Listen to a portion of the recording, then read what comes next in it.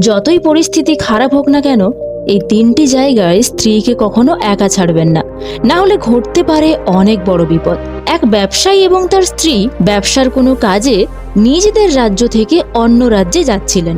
যখন তারা অন্য রাজ্যের সীমানায় পৌঁছালেন, পথে তাদের সঙ্গে কিছু ডাকাতদের মুখোমুখি হলো। ডাকাতরা ব্যবসায়ী এবং তার স্ত্রীর সবকিছু লুটে ব্যবসায়ী এবং তার স্ত্রীকে ভিক্ষুক বানিয়ে রেখে চলে গেল।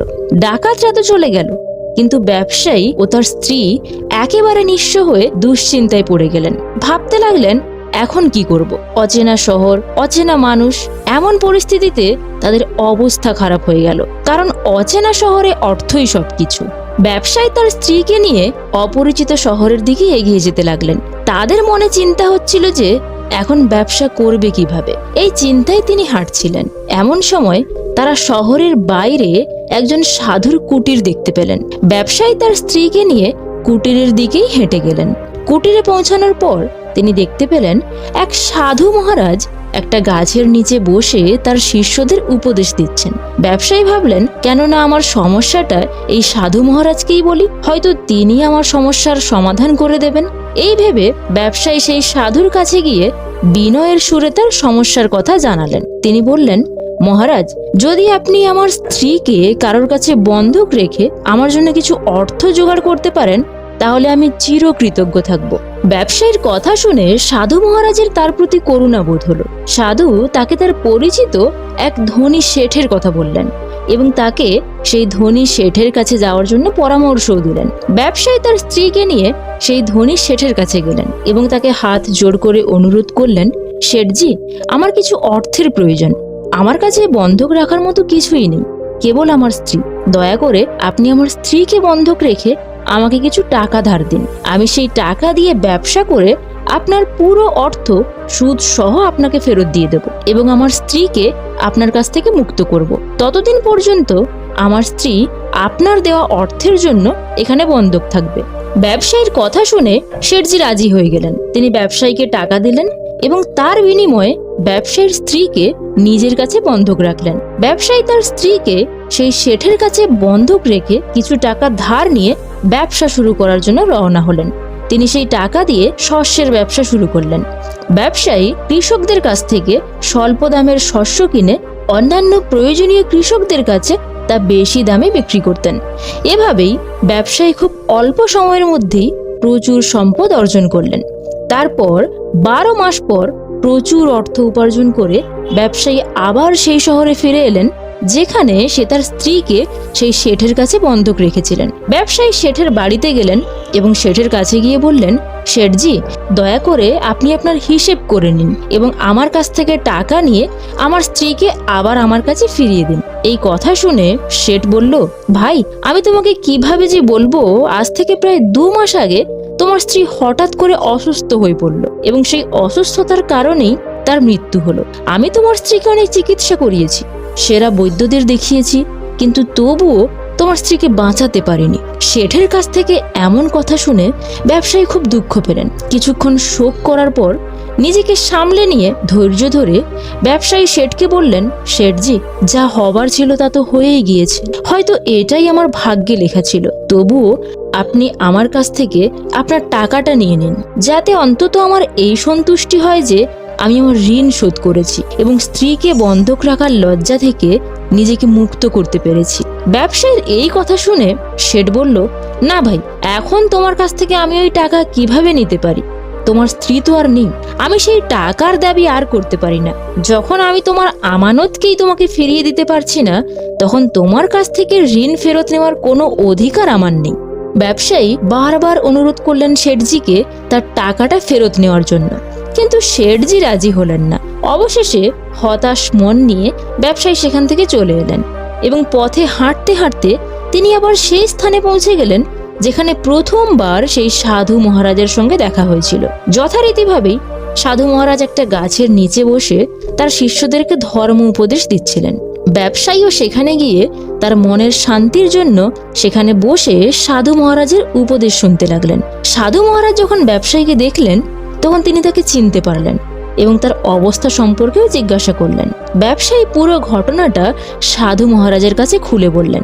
সেই সাধু ছিলেন একজন সিদ্ধ মহাত্মা। ব্যবসায়ীর কথা শুনে সাধু মহাত্মা বললেন, ভাই, তোমার সাথে শেঠ বিশ্বাসঘাতকতা করেছে। তোমার স্ত্রী অবশ্যই বেঁচে আছেন। তোমার স্ত্রীকে হয়তো সে তার বাড়িতে লুকিয়ে রেখেছে, অথবা তার পরিচিত কারোর সাথে দূরবর্তী স্থানে পাঠিয়ে দিয়েছে। এখন তুমি একটা কাজ করো, তুমি এখানকার রাজার কাছে যাও এবং রাজার দরবারে গিয়ে প্রার্থনা করো যে, মহারাজ, দয়া করে আপনি আমার স্ত্রীকে শেঠের কাছ থেকে ফিরিয়ে দিন, কারণ এই নগরের রাজা একজন অত্যন্ত বুদ্ধিমান এবং ন্যায়ের পক্ষে। মহারাজ অবশ্যই সেই শেঠের উপর চাপ দিয়ে তোমার স্ত্রীকে ফিরিয়ে দেবেন। তোমার বিচার তার দরবারেই হবে।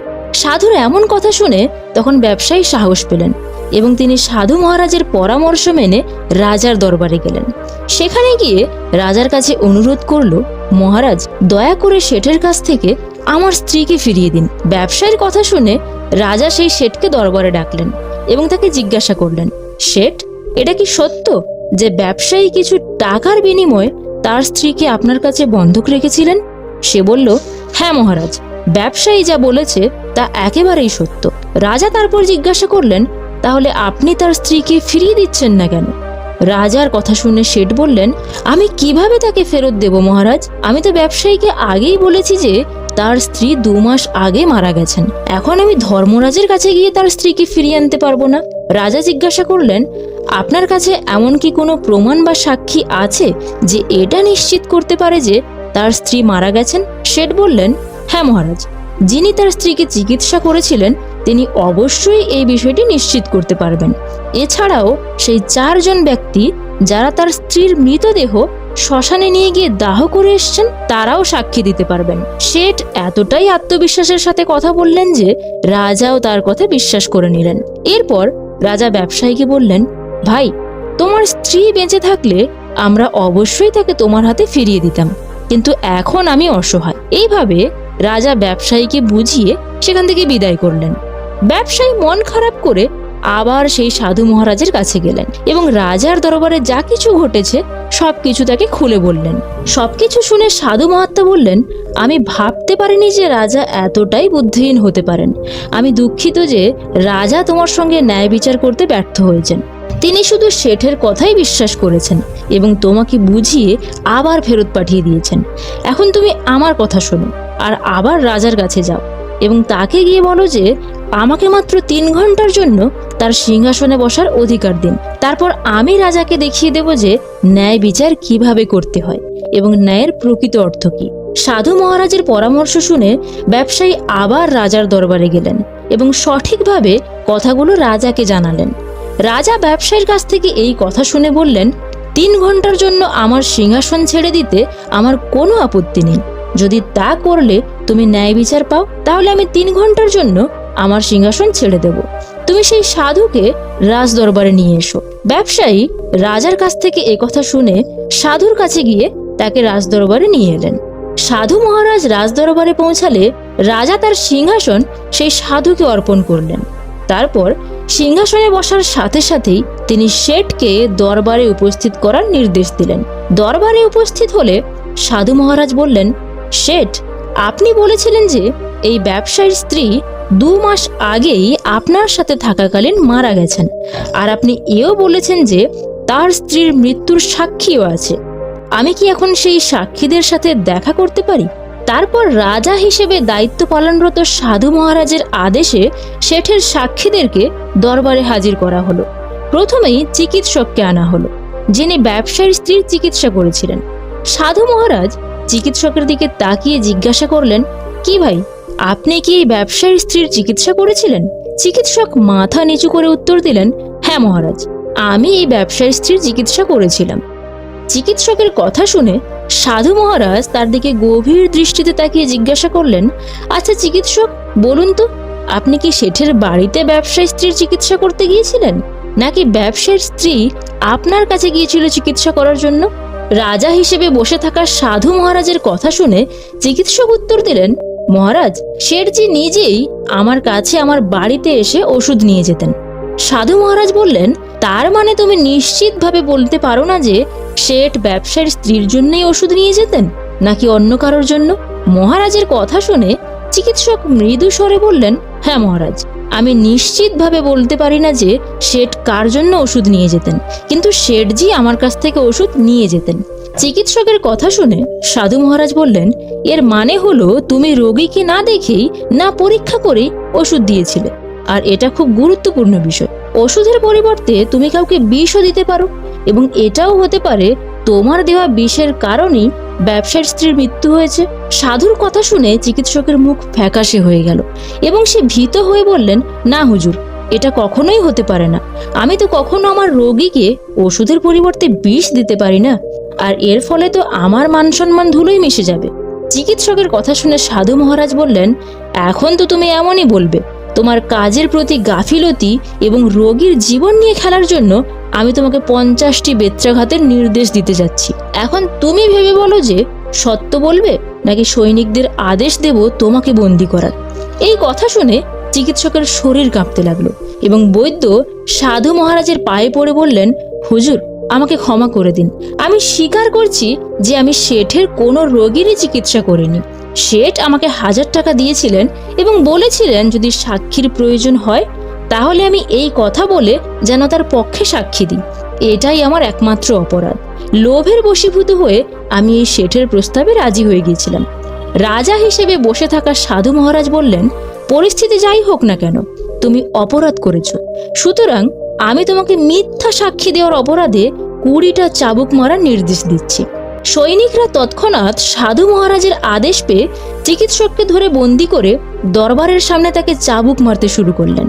প্রথম চাবুক পড়ার সাথে সাথেই বৈদ্য জোরে জোরে চিৎকার করে বললেন, মহারাজ, আমার প্রতি দয়া করুন, আমাকে ক্ষমা করে দিন, আমি মরে যাব। প্রতিটা চাবুকের আঘাতের সাথেই তার গলার করুণ আর্তনাদ ভরে উঠল রাজসভায়। রাজসভা জুড়ে তার আর্তনাদ প্রতিধ্বনিত হতে লাগলো। চিকিৎসকের সাথে এই অবস্থা দেখে শেঠের সাক্ষী হিসেবে ডাকা বাকি 4 জন ব্যক্তি, যারা ব্যবসায়ীর স্ত্রীকে শ্মশানে নিয়ে গিয়েছিলেন এবং তাকে দাহ করার কথা বলেছিলেন, তারা ভীত হয়ে পড়লেন। এবার সেই 4 জনকে সাক্ষী হিসেবে ডাকার পালা। সাধু মহারাজ তাদেরকে জিজ্ঞাসা করলেন, তোমরা বলছো যে তোমরা 4 জন এই ব্যবসায়ীর স্ত্রীর মৃতদেহ শ্মশানে নিয়ে গিয়ে দাহ করেছো, তাহলে বলো তো, শেষকৃত্যের আগে মৃতদেহকে স্নান করানোর পরে যখন তাকে মুড়িয়ে মাটিতে রাখা হয় তখন তোমরা কি সেই মহিলার মৃতদেহ দেখেছিলে? এই প্রশ্ন শুনে সেই শেঠের 4 জন সাক্ষী উত্তর দিল, না হুজুর, আমরা তার মৃতদেহ দেখিনি। শেঠজি শবদাহ প্রস্তুত করার পর আমরা সেই শবদাহ নিয়ে গিয়ে তাকে দাহ করে দিয়েছিলাম। সেই 4 জন সাক্ষীর কথা শুনে সাধু মহারাজ বললেন, আর তোমরা এটা জানারও প্রয়োজন মনে করোনি যে সেই শবদেহে মৃত ব্যক্তি শুয়ে আছে নাকি জীবিত ব্যক্তি? এটাও তো হতে পারে যে কোনো বিষাক্ত পদার্থের কারণে অজ্ঞান কোনো ব্যক্তি সেই শবদাহে শুয়ে আছে এবং তোমরা শবদাহ নিয়ে গিয়ে তাকে জ্বালিয়ে দিয়েছো। এটা খুবই গুরুতর অপরাধ। এর জন্য তোমাদের মৃত্যুদণ্ডও দেওয়া যেতে পারে। চিকিৎসকের উপর মারধর দেখে ওই 4 জন সাক্ষীরা প্রথমেই ভয়ে আতঙ্কিত ছিল, আর সাধু মহারাজের মুখ থেকে মৃত্যুদণ্ডের কথা শুনে মনে হলো যেন তাদের হাত পা ঠান্ডা হয়ে গেল। বিনয়ী দৃষ্টিতে শেঠের দিকে তাকালেন সাধু মহাত্মা। শেঠের দিকে তাকানোর সাথে সাথেই ভয়ে শেঠের মুখ লাল হয়ে গেল। সাধু মহারাজ বললেন, শেঠজি, তোমার 5 জন সাক্ষীর তো প্রথমেই হাওয়া বেরিয়ে গেছে, এবার তুমি বলো, যদি কোনো মহিলার ইচ্ছার বিরুদ্ধে কারোর স্ত্রীকে জোর করে বাড়িতে রাখা হয় এবং তার সঙ্গে বিশ্বাসঘাতকতা করা হয় তাহলে তুমি কি ধরনের শাস্তি পেতে পারো? সাধু মহারাজের কথা শুনে শেঠের মুখ ফ্যাকাশে হয়ে গেল এবং তার মুখ থেকে একটাও কথা বেরোলো না। রাজা হয়ে বসে থাকা সাধু মহারাজ বললেন, শেঠ, আমি তোমাকে 10 বছরের কারাবাসের শাস্তি দেব, তবে এখনো সময় আছে এই ব্যবসায়ীর স্ত্রীকে রাজ দরবারে হাজির করার। শাস্তির ভয়ে সে তৎক্ষণাৎ তার সেবকদের বাড়িতে পাঠালেন এবং তাদের মাধ্যমে ব্যবসায়ীর স্ত্রীকে দরবারে নিয়ে আসলেন। সাধু মহাত্মা শেঠের কাছ থেকে ব্যবসায়ীর স্ত্রীকে নিয়ে ব্যবসায়ীর হাতে তুলে দিলেন এবং শেঠকে মিথ্যা সাক্ষী দেওয়ার অপরাধে 6 মাসের জন্য কারাবাসের শাস্তি দিলেন। তাছাড়াও সেই 5 জন সাক্ষীকে কঠোর শাস্তি দেওয়া হলো। এটা দেখে রাজা অবাক হয়ে গেল এবং সাধু মহারাজের সামনে হাত জোড় করে বললেন, মহাত্মা, আপনি ধন্য, আপনি আমাকে ন্যায় বিচার কিভাবে করতে হয় তা শিখিয়ে দিলেন। রাজার কথা শুনে সাধু মহাত্মা বললেন, রাজন, আমার এই 3টি কথা সর্বদা মনে রাখবেন। এই 3টি জায়গায় নিজের স্ত্রীকে কখনো একা ছাড়বেন না। নয়তো ঘটতে পারে অনেক বড় বিপদ। এখন আমি সেই 3টি জায়গার বিষয়ে আপনাকে জানাচ্ছি। কেউ যদি এই 3টি জায়গায় তার স্ত্রীকে একা ছাড়েন, তাহলে পরে তাকে অনেক আফসোস করতে হবে। 3টি স্থান যেখানে স্ত্রীকে একা ছাড়বেন না। প্রথম স্থান, যদি তোমার স্ত্রী কোনো রোগে আক্রান্ত হয় এবং সে অসুস্থ হয়ে পড়ে, তাহলে এমন পরিস্থিতিতে তার অসুস্থতার সময় তাকে কখনো একা রেখে যাওয়া উচিত নয়। কারণ যখন কেউ কোনো মহিলাকে বিয়ে করে, তখন সে বিয়ের সময় প্রতিশ্রুতি দেয় যে আমি তোমার সুখ দুঃখে সবসময় তোমার সাথে থাকব। তাই অসুস্থতার সময় সর্বদাই তার সাথে থেকো এবং তার যত্ন নাও। একজন স্ত্রী যেমন তার স্বামীর সেবা করে, তেমনি স্বামীর কর্তব্য হলো তার স্ত্রীর সেবা করার জন্য সর্বদা প্রস্তুত থাকা। এটা আপনার কর্তব্য এবং এটা আপনার সুখী জীবনের মূল মন্ত্র। দ্বিতীয়ত, যদি আপনার স্ত্রী নির্দোষ হন এবং কেউ তাকে মিথ্যা অভিযোগ দেয়, তাহলে এমন পরিস্থিতিতে আপনার সর্বদাই তার পাশে দাঁড়ানো উচিত।